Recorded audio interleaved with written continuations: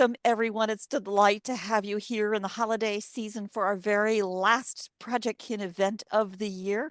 I'm Barbara Etienne, and it's a delight to have all of you here for another episode of Emma Explores. Emma, of course, has been one of our most delightful series. I think you might have even been our very first series guest here at Project Kin. Emma Cox came to us as an active member in our community, and it's a delight to have you. With that, I'm going to let you do your introduction, Emma, and take it away. Tell us about Archbishop William Markham.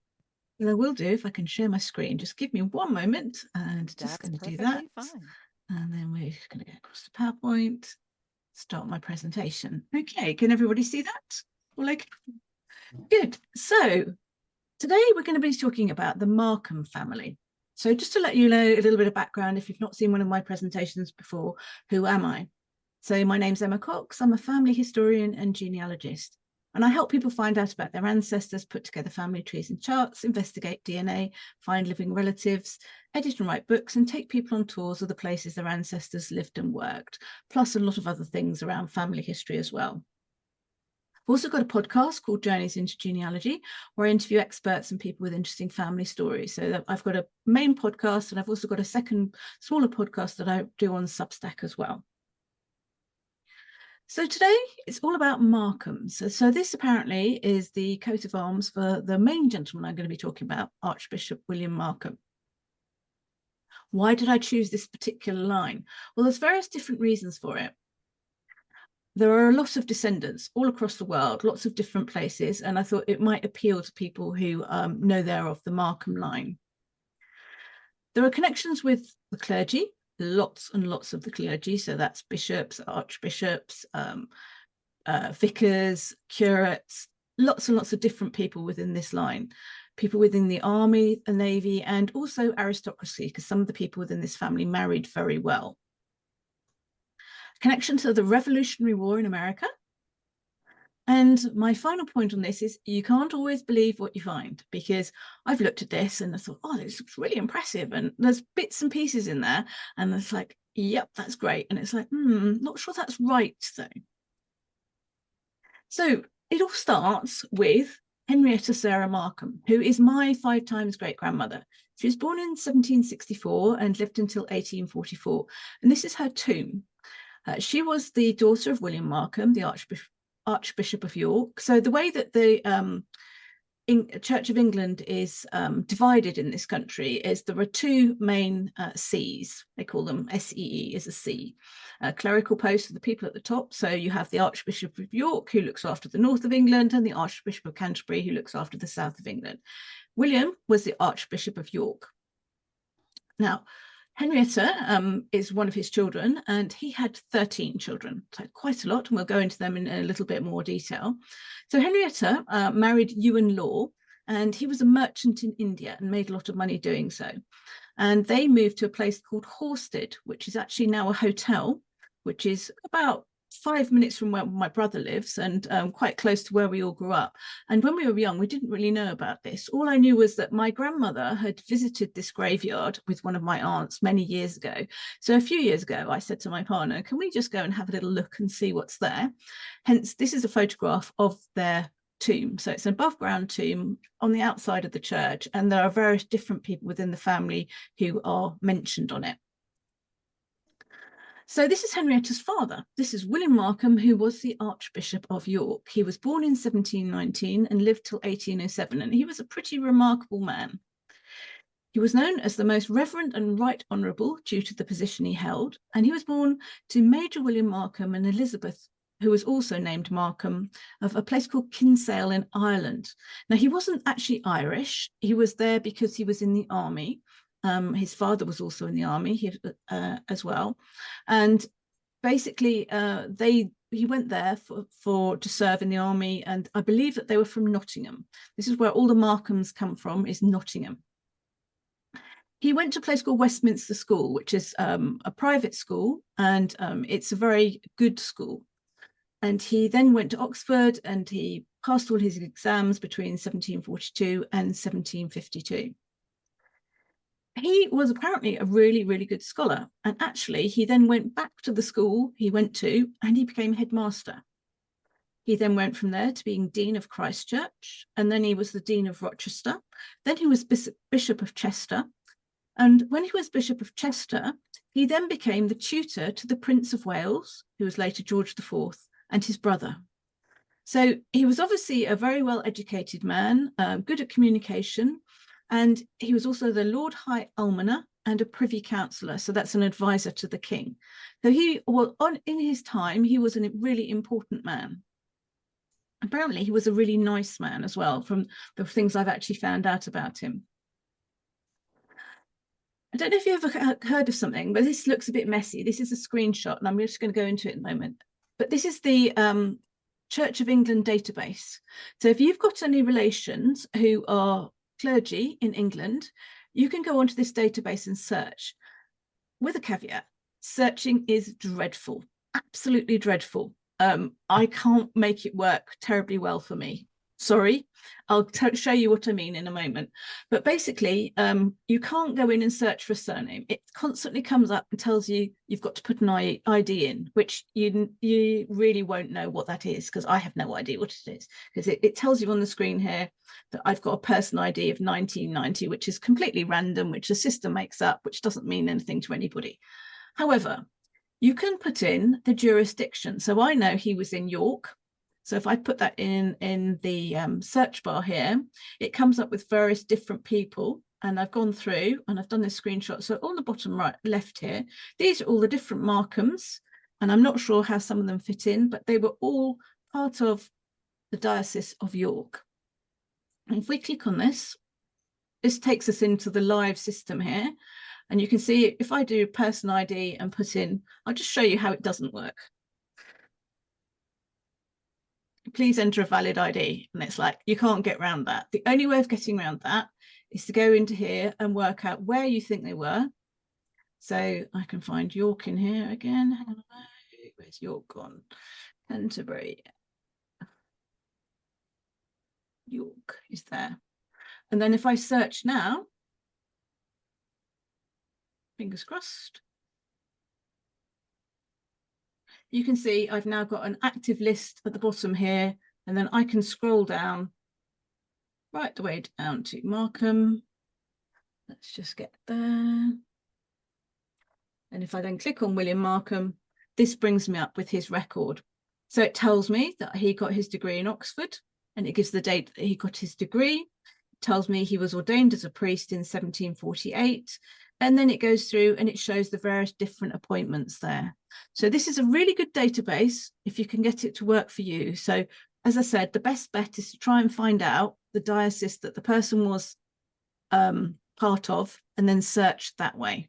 But it's got a lot of information. It's relatively young as a database goes. It's only been around for maybe 5 years or something like that. So they are adding to it. So not everything's in there, but it's definitely worthwhile looking if you have anybody who is clergy in your family. So in 1759, he married a lady called Sarah Goddard, who was the daughter of John Goddard, who was a very wealthy English merchant based in Rotterdam. She didn't inherit that much money. Her brother got a lot of it, but there was certainly money going around. And they had 6 sons and 7 daughters, so 13 children between them. First one was William, named after his father, and he worked for the East India Company. He was also a private secretary to Governor General Warren Hastings. All of these links are live, and in most cases, they will go back to a Wikipedia entry, which tells you more about that particular area or person. The second one is John Markham. He's an admiral in the Royal Navy and the first Sea Lord, so basically head of the Navy. We'll come on to him again in a minute. George Markham, he was Dean of York, so hence the continuation of the clergy within the family here. Henrietta, my ancestor. Elizabeth Catherine, she married somebody called William Barnett. David, he was in the 20th Regiment of Foot, killed in Jamaica, and we'll go into him in a little more detail in a little while. Robert, Another clergy, he was Archdeacon of York. Osborne, he was an MP for Calne. Alicia Henrietta, who married a reverend. So they are sort of continuing here. Henry Foster Mills there. Georgina, who unfortunately died when she was relatively young and never married. Frederica, now she married David William Murray, who was the third Earl of Mansfield, and their descendants have married all over the aristocracy in England, gone in lots of different directions there. So related to lots of different people that way. And Anne Catherine, another one who died relatively young. Cecilia, she married another reverend, in this case, Robert Philip Goodenough. Now, funnily enough, Goodenough is another family name of mine from a different part of the country, and it's not that common. So I wonder if there is a connection there. I haven't explored that one yet. So there we have 13 children. So, and of that, you can see that there's a significant number of clergy, either directly or married into. So he was friends with a lot of different people. This is a gentleman by the name of Edmund Burke. Now he's a Irishman, and he's one of his friends here. And this is painted by a very famous painter called Joshua Reynolds, who was very well known for doing portraits at the time. Again, the links are live in here. So when we said that one of his daughters married well, so William Murray, it wasn't his son that she married. I think it was his nephew or something like that, because of the line of succession didn't go directly down from William Murray. So she married his son, I believe a son or nephew, one of those. So Joshua Reynolds was a guest in Dean's Yard. So Dean's Yard is Westminster. So that's where the school was based. And Edmund Burke, apparently, I was reading up on him, he was responsible for conservatism. So the concept of being a conservative was what he came up with. And Dr. Markham was godfather to his son.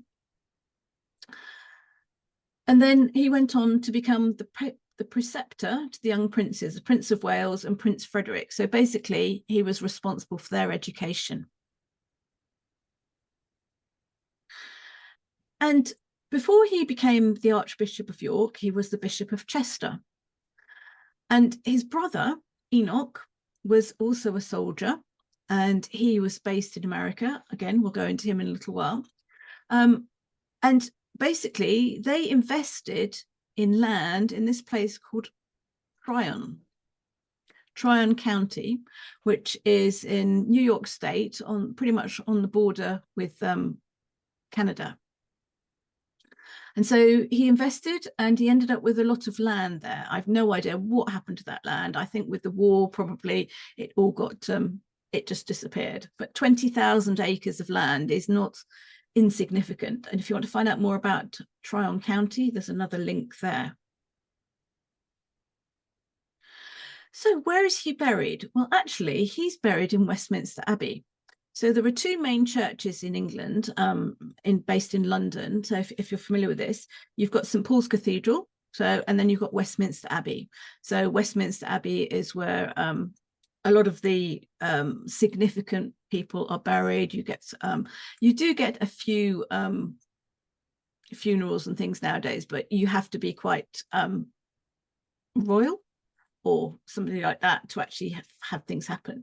So a couple of years ago, I ended up going up to London and having a look around Westminster Abbey. If you ever get a chance, it's really well worth doing. And a tip is go there early, because there are crowds every day, all year round. So try and get in there first thing in the morning. And it's worthwhile thinking about also having a tour, because there are some very, very knowledgeable guides. And I hadn't booked a tour. I actually met with a client there, and he knew where he wanted to go, and I knew I wanted to find out more about the Markhams. And we actually ended up, by pure chance, talking to this lovely man who was a guide, and he said, I'll show you. So he took us round and took me to where you could see this plaque on the wall and various other ones.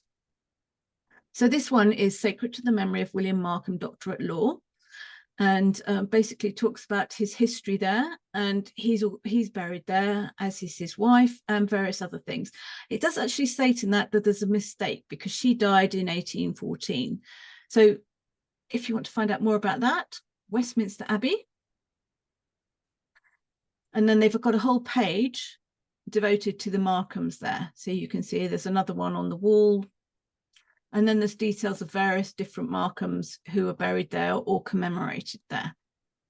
That's an important point. Just because somebody is commemorated there, it doesn't necessarily mean that they're buried there. So on that note, there's another memorial to him in York Minster. So York being the city in the north of London, he was Archbishop of York. So this is supposedly his, it's not his tomb because he's not buried there, but it's like it is a tomb in memorial to him. And funnily enough, there's actually a place in Canada called Markham, which is named after him. So apparently he was a friend with the first Lieutenant Governor of Upper Canada, John Graves Simcoe, and he named Markham after him. And Barbara, I believe, also has a connection to Markham. So it's a very small world in this case. So going to the Revolutionary War, one of his brothers, his father's brothers, his brother, sorry, get that right, Enoch, he was a soldier and he joined the army and he raised the 112th Regiment or Royal Musketeers and then served in the Revolutionary War and died unmarried. Has no gravestone or memorial. He is actually commemorated in Westminster Abbey, but there's nothing more than that for him. And then we come to Admiral John Markham. So he was the first son, the eldest son of William Markham. He was in the Royal Navy, and this is a rather lovely portrait of him by a gentleman called Sir Thomas Lawrence. And he did very well. I've only taken his naval career from when he started actually commanding ships. So he commanded the ship called the Sphinx. Then he had the Blonde. Then he had the Hannibal. Then he had the Center. And in 1801, he was appointed to the Board of Admiralty. So that's the board that actually looks after shipping. And it's quite funny actually reading some of these things because I was doing a recent podcast regarding the Revolutionary War and the capture of ships and the prize papers. And it's highly likely that he might have been one of the people who captured some of the prize papers. So there were these little coincidences that happen here. So he was the first naval lord from January 1806, and then he retired just over a year later in 1807. He was promoted to vice admiral and then eventually to full admiral in 1819. And again, he has a Wikipedia page here. And there's also a page on another site called More Than Nelson. So when you start looking up these people, it's amazing the different websites that come up that are devoted to either a person or an era or something like that. So it's always worth looking and seeing if they've got more information on those sites. He lived in a place called Aids. And I've got a postcard of this, a picture of the postcard. And it was originally called Eads. And it's actually listed buildings. So I don't know if you're familiar with the way the buildings are conserved in Britain. Is certainly in England. They have a different system in Scotland. In England and Wales, buildings can be listed and it can go between grade 1 listed, grade 2 star listed, grade 2 listed. And it basically means that the building is of some importance architecturally, historically, that sort of thing. So in this case, it's a grade 2 listed building. So it still exists. And it's now been divided into 3 private dwellings. So sometimes if you're looking for places that your ancestors lived, if there might be listings talking about the building when it was constructed, what it was made from. There also might be listings saying that the building no longer exists. It was knocked down, or there might have been a fire or something like that. And then we have another son. This is Lieutenant Colonel David Markham, who was born in 1766. Unfortunately, he only lived till 1795. And I found this picture on an auction site. He was a major in the 20th Foot, and he was lieutenant, and he was killed in action at Fort Biziton. Now, I've never heard of Fort Biziton, and apparently it's in Jamaica.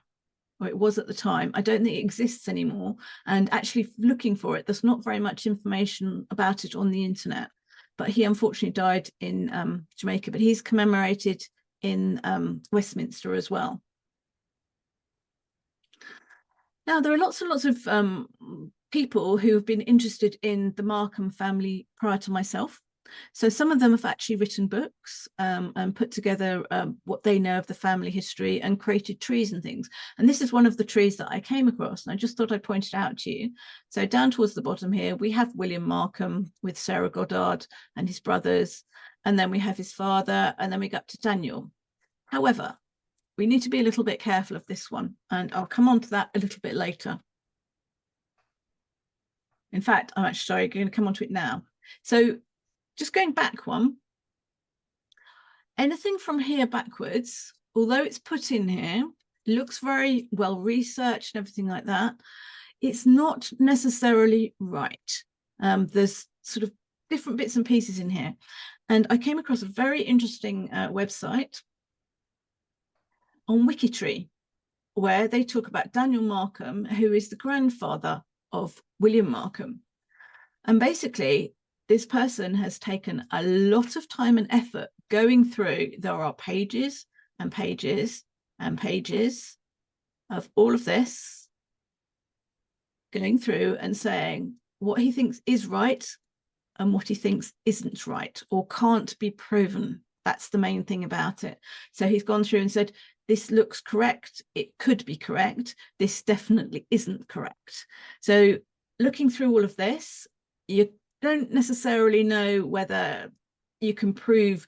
The link goes back to Ireland, and that's where I said he apparently put in his background, Archbishop William Markham thought he was descended from the Markhams of Nottingham, and that's what he believed.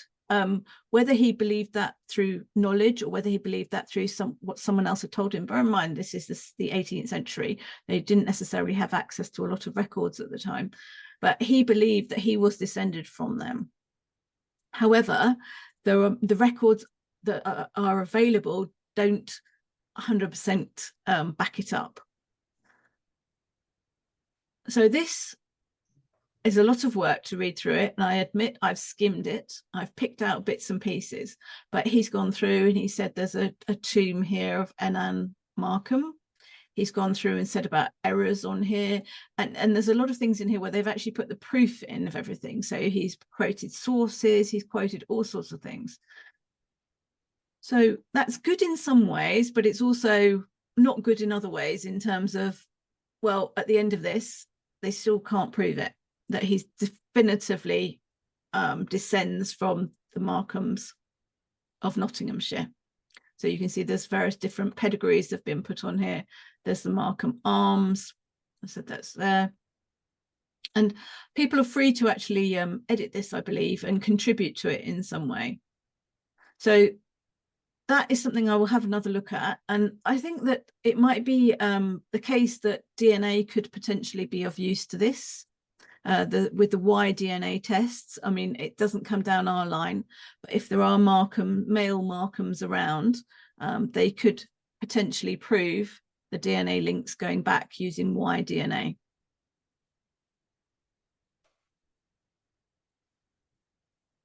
So on that line, it would be lovely if it worked. And it's like, I got very excited thinking, okay, I'm descended. Then I saw his page there and thought, I may be descended.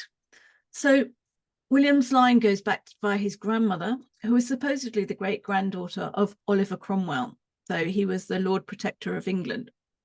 So he may be my 11 times great grandfather. I put the may in there. So this is just the little family tree on the right of the screen here, just showing as we understand it.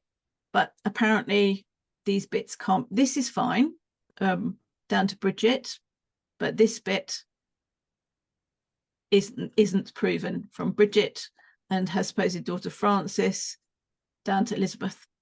So there's a couple of missing generations there, and if someone manages to prove it, then that will be fabulous. So what sort of things did I use to help me in my research? So Wikipedia, great. Obviously make sure that what you're finding on there looks accurate and try and verify it another way if possible. the clergy database that I showed you earlier on, the Westminster Abbey website, History of Parliament Online. I don't know if any of you come across that. This is a really, really good website. So if I look in here for, let's just see, which one do I want to look for? Hang on a moment. Markham, let's just look for Markham in general. So on here, it comes up with lots of different Markhams. So John Markham of Aids near Lewes, he's one of the ones I definitely know is mine. So it talks in here about his education. Apparently he was a member of Parliament. It gives the dates he served there, what offices he held within the Royal Navy, gives his details of his naval service there. And most importantly, it puts other sources in there. So you can go down and have a look and see if you can find any of those other sources there. So it's definitely worthwhile checking out the History of Parliament online if you think that anybody might have been an MP. Sometimes it's just worthwhile doing what I did there, just putting the surname in and see what comes up as a result. Auction website. So I found that photograph of one of the soldiers on there. The Napoleon series, the 20th foot. I found out some information on who was actually in the 20th foot. And San Domingo, it talks about San Domingo being in Jamaica. And then we have down here Lieutenant Colonel David Markham, who is a major in the 20th foot, and talks about him being killed in action.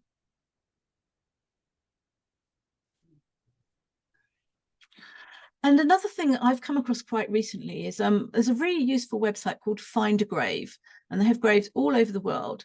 And somebody posted on Substack just this week about virtual cemeteries. Now, I've never come across a virtual cemetery before, but it's brilliant. So what I did is I've created my own virtual cemetery for all the Markhams that I'm coming across. So it just means that I have got one place that I can find all the records of where people have been buried or commemorated like that. And you can create your own. So if I just show you virtual cemeteries here, I've got one I was doing as a test. I've got one for Fonblanc, which is my one name study. And I've got one there for Markham. So I've put 32 people in it.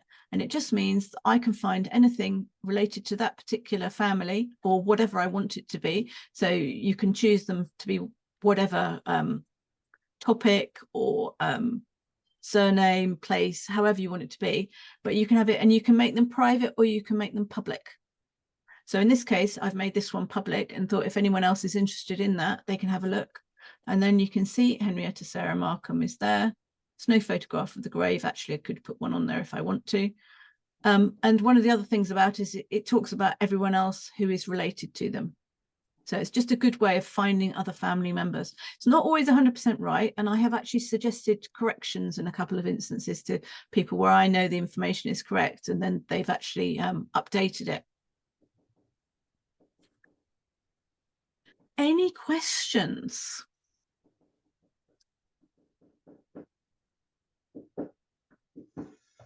What they do in here? Wow, Emma, that's once again always so amazing. I wanted to underscore again for everyone that when Emma's talking about these are live links in her presentation, they were completely in the PDF that she's created of the slides that I will distribute with this recording. They are extraordinary. I just couldn't help myself, but did a quick look from the Church of England database, for example, and it's worthless without your nifty little tips. So that's tremendously helpful. And the Find a Grave is always a little problematic because I think, you know, these kinds of things are always difficult with modern history and recent killings and things like that that are always disturbing. But yeah, I hadn't thought about it for collecting my own ancestors as I do find these things to see them visually, because that's always really, that's what we're doing, right? Beautiful. So I don't really have a question for you so much. Finding out who's on which sides of the American Revolution has just been a little hobby of mine now. But this family is when I did Roots Tech last year, there's something called Roots Tech Relatives, and I've done an interview with a lady who's from Family Search, and I'm going to be publishing that in January, talking about Roots Tech. But one of the things I'm really keen on is people doing Roots Tech Relatives and actually looking in there and seeing who you're related to, because when I did that, a load of the Markhams came up. So there's an idea. Linda, I see you. Well, in just a half second here. Yep. Think about it, Emma. As you know, I've been thinking about things that we might do for all of us who are following along on Roots Tech remotely. Wouldn't it be fun to do an episode about relatives at Roots Tech, or whatever it's called? Find My Relative, I think, something like that. And it's the family search database set up relationally only during the period of Roots Tech. And it might be fun to find something that we could do all with that together. Anyway, and you never go ahead, know, Linda. Someone might be related. I'm kind of sure we are. Linda, go ahead. Anyway, I'm interested when you brought up the Good Enough name. Do you know if there's anybody in Canada? I'm not offhand. Okay, well, because my husband was friends with Dave Goodenough, and I think that they all grew up together in their teen years in BC. And now they've all passed away, like the grandma and all that. So I don't know anything about it, but I do know the man's wife, and she's still alive. So I'm going to have to talk to her and see if she knows anything about them. Because mine goes back to Grace Goodenough, who married William Blatch, and they were from Wiltshire, and she was born in 1740. So it's Wiltshire ancestry. So if they know about Wiltshire and Dorset, so south of England. Yeah. Wiltshire and Dorset. Okay. Yeah. Well, I'll have to talk to her and see what she knows. I know. No, I don't know. I knew the grandma many years ago, like the mom of this Dave, but where they came from or anything, who knows?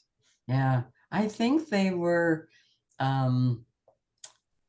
Well, they grew up near Kimberley, BC, which is in southern BC, and other than that, I don't know anything about them. Right. But his wife is still alive and in Vancouver. So I'm going to talk to her about it. I'd be interested if you find anything out. Yes, I'll see if I can find out anything. Yeah, I will. I'll let you know. Thank you. Yeah, because it's not a common name. No.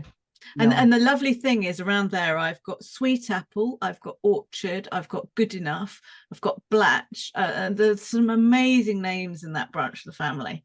Yeah, I love Sweet Apple. I think it's amazing. Interesting. Very, very interesting. My gosh, you go down forever, right? Not quite forever, but well, a long way. I mean, Oliver Cromwell, for Pete's sake, that's a long way back. It is. Yeah.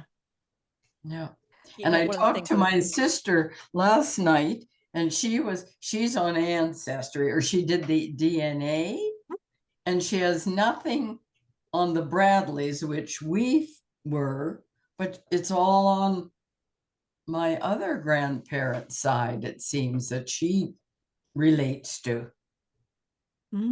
Yeah. So I don't know anything like about that soup line at all.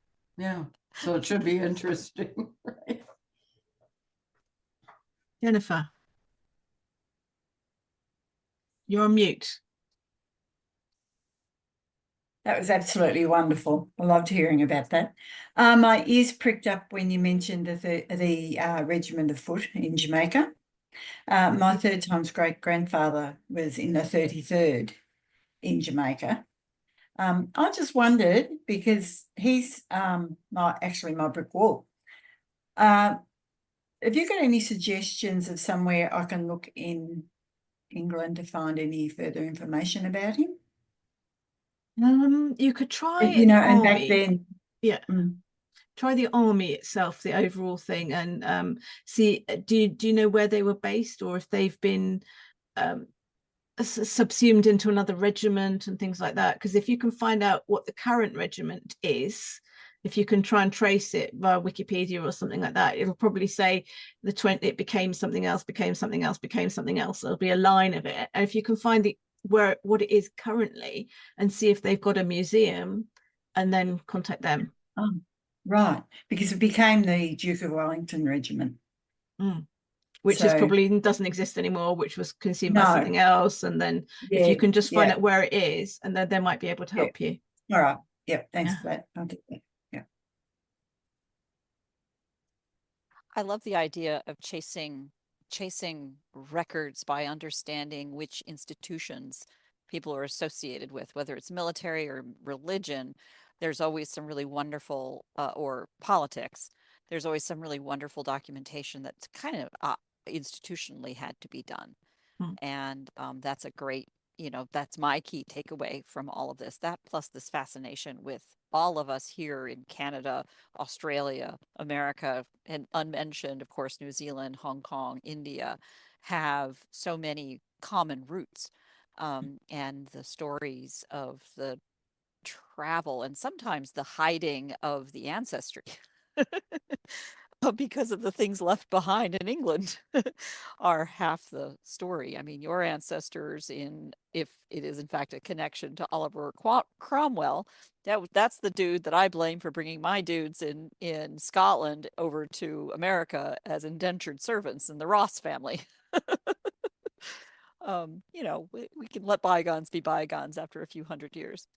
There are goodies and baddies in everyone's history, but they're interesting people, aren't they? So if you manage to find people, baddies are the most interesting. Even the goodies probably have some really interesting stories hidden. And certainly we're probably the ones to hide the stories of their descendants or their ancestors who were not necessarily as pristine and perfect. Yeah, that's one thing to remember. It's like history is written by the victors, as it were, or the survivors, or whatever it is. And a lot of time people don't necessarily know the whole story, or they know a version of a story, and that gets changed over time. So you always have to be a bit careful. So it's great finding these records, like finding all these books. And if I hadn't seen that website on Wikitree mentioning the problems with Daniel Markham, I knew that there was an issue, because it's like, I thought, well, he's not in Norfolk or Suffolk, he's in this county, and I thought there's definitely been confusion in somewhere. But for this person to have actually taken time to put together a website which actually mentions all of these different things and discounts some of them and says some are correct, that's a gold mine, really, isn't it? So someone else has done all that research that you can tap into. Yeah, and that's also a tremendous example of the concept of collaboration and genealogy, going back to someone you may never know, but who took the time to put all of this connection in and share what they've learned with these citations and cross references to what it actually was. I know back in the day, certainly looking back to the 40s and 50s in America, that a lot of the motivation in writing these things is they wanted to be the one to write the history so that they could write it the way they wanted it to be seen. Specifically. And I know that if my mother had the chance to write it down, she would have definitely hidden a lot of things that are part of what makes it interesting to me now. And that has a lot to do with cultural perspective in present day. It just shows that you have to be really careful when you come across books which are written by a descendant, somebody with the same family name, and you think that they must have the right information and that the family tree that they've got is correct, and it was done a few hundred years ago or whenever, so they're nearer the source and all that sort of thing. It might not be right. They may very well have had an incentive to specifically blur the lines. Or they may have just not known. They may have inherited rumors or facts, or people have always said we did this, and it's like, and it's taken as, oh, that's true. It's like, well, it may or may not be. Yeah. That book that you talked about that you just bought, that's that thick. So this man obviously doesn't have any descendants that he knew of, or they didn't want it? The book you bought. The book I bought. So Yeah. it's a big folder. So it's not a Yeah. book, it's a folder with lots of things put into it, and it's his Okay. family history. So he didn't marry, but he had two brothers, two if not three brothers who had children. So Yeah.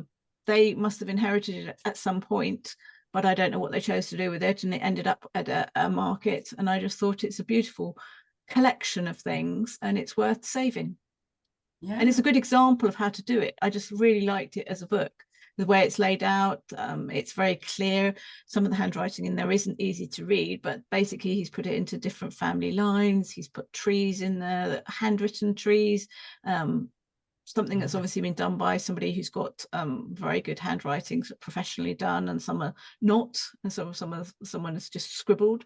And the copies of all the documents was what got me. So copies of birth certificates, copies of death certificates, copies of marriages, and just they're pasted in place with little notes on them and in the relevant family lines. Really clever.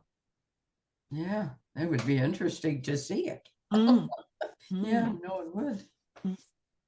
So you don't know any of those names or anything? Well, the reason I bought it is because there is a surname Hill, does occur in my family, but I didn't know enough about it to work out, and I thought it's a relatively common name, so the likelihood that it's mine is low. But I just thought it was a beautiful object, and it's just interesting, and I wanted to find out more about the people who were contained within it. Yeah, it sounds very interesting. I can't wait for the stories, the posts to come from that. Quite frankly, because it is a tremendous example of how what we're doing today might in some future point be the nexus for somebody else to, drive their study. But it also just, it just sounds like such a fun project. I think I might have to do a little video of me looking at it so that people can actually see it. Yeah. I'll do your promotion for you. Thank you. Speaking of your promotion for you, I found your prize papers with Anne Ramon. And we'll embed the link to that post that you did on Substack about it with the extraordinary transcript and the rest of it. I'll put that in the notes as well as the slides. Wonderful. Thank you for that. That looks really interesting because again, wow, again, I know my family was all along the coast during the Revolutionary War. And boy, there's all kinds of stuff going on in there. And it was so foundational to so much of American history. Well, if you've listened to my main podcast with Anne, she says there is something like 33,000 ships. Wow. Well, last couple of summers, I was on the Outer Banks of North Carolina, which is known as the graveyard of the Atlantic, because the shipping traffic that would go back and forth for both the slave trade as well as just goods that would come in, the cotton going to the mills in England, just going back and forth along the what is that called? the ocean currents in the Gulf Current in the Atlantic that would take ships north and that would go right past North Carolina and throw them onto the rocks every time there was a storm. So there's all kinds of incredible treasures of found objects there because of that extraordinary trade. One of my family names is Martin, and factually that comes down to quite close down in relation in generations. And looking back, there are definite links to slavery. There was Samuel Martin, who was a slave trader. He was a nice slave trader and freed his slaves. His father wasn't so good. They were Suriname, and then they were Antigua, if I remember rightly. Also in the tree was another Martin, and I want to say Josiah, but that might be wrong, who apparently started a colony. One of the founders of the colonies somewhere in the Carolinas, and was governor or something like that. And I don't think it succeeded, but there's quite a lot of information out there, and there's various different people. So yes, there's lots of stories. Point about this kind of collaboration and finding it, right? Yeah.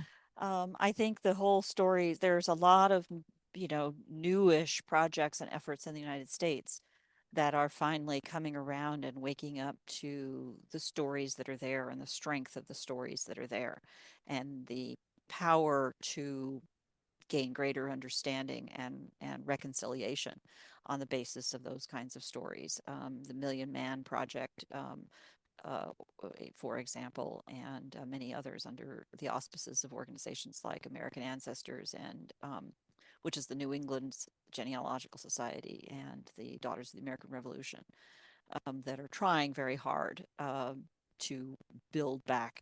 It was a trend from the 2020 rebellions here in the United States, but likely to be quashed in the coming administrations. But it's certainly something that is foundational to families, and it's families who will make the difference in continuing this forward and protecting and preserving the documentation, and helping families find those kinds of resolutions wherever. There's so much information out there. It's just a matter of finding it, really, isn't it? Well, and it's also, as politics change, these kinds of things can get further hidden and people told not to find it, not to study it, and destroyed. So, yeah. When you remove funding from archives and libraries and things like that, documents get destroyed. As you know, wills, for example, in the UK. There was a consultation earlier on this year where they're talking about destroying original wills, and it was a big outcry because no one in the genealogical community was actually consulted. And the Department for Justice, I think it is, who's responsible for them, just purely wants to save a bit of money. And it's like, what did they? How did that resolve? Has it resolved? I don't think it has, because I haven't heard anything for several months. And actually, I'm connected with the person who did a petition about it a while ago, and I must find out what went on, because it's gone very quiet. I think there's been so many other things going on that nothing's really, or perhaps they're negotiating not a priority. Over it. And I mean, if it really is just about money, and then earlier you were saying you can get a copy of a will for genealogical purposes for £1, £1.50 or something. I mean, that seems, at least the way you tossed it off, it sounded as though it's pretty inexpensive. It certainly is cheaper than what we would pay to get a copy of a birth certificate. What they're saying is they don't want to store the originals because it costs them money to store the originals. So they want to digitize everything. But people are saying that when you get digital copies, it's not necessarily done correctly. They might miss things. There's other things that you get by actually consulting original documents. But what I'm saying is that the payment for accessing the copies can fund the preservation of the originals. Yes. That's the way it's done. It's a business model. Come on, people. Yeah. Any other questions? It's okay. It's such a small group today. I totally understand. And again, we have so much else going on. I am thrilled by this, Emma. As always, some of the joy that you bring to these is not only your own, the story of the journey to find these records and how they're connected and how, sometimes that it's a struggle, that even a professional like you doesn't have all the answers. And, that makes the rest of us feel a little bit better for the struggle that we go through. And then, of course, there are the little tidbits that show us how we are, in fact, potentially either blood related or on the other side of the same battlefield. Quite likely, or the same side of the same battlefield, as in Jennifer's case. And the work that we do may help each other find those pieces. So with this, then, let us take this as a conclusion and take the conversation online. I'll have the recording, of course, within a couple of hours, and wish you all a very, very happy holiday. Go ahead, Linda. Yep. Merry Christmas to everybody and Happy New Year, hopefully. Well, you'll be enjoying the white Christmas for all of us, I gather. We have a white Christmas for sure. I think, well, even into BC where it's warmer, in Kelowna they had snow this year, so that's different too. Yeah. I'm not surprised. Well, thank you all so much. We'll be packaging this recording up, and look forward to a new series coming out in January as we take the series into 2025. Merry Christmas, everybody. Merry Thank you. Christmas. Merry Bye. Christmas. Bye-bye. Bye bye now.